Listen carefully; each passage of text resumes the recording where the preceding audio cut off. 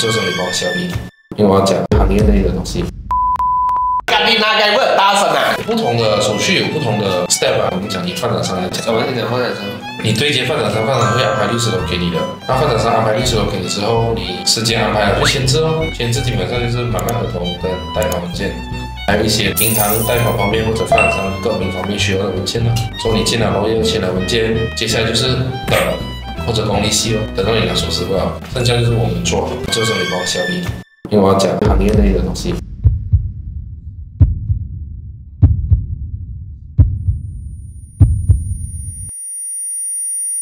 没有看一下，我看一下。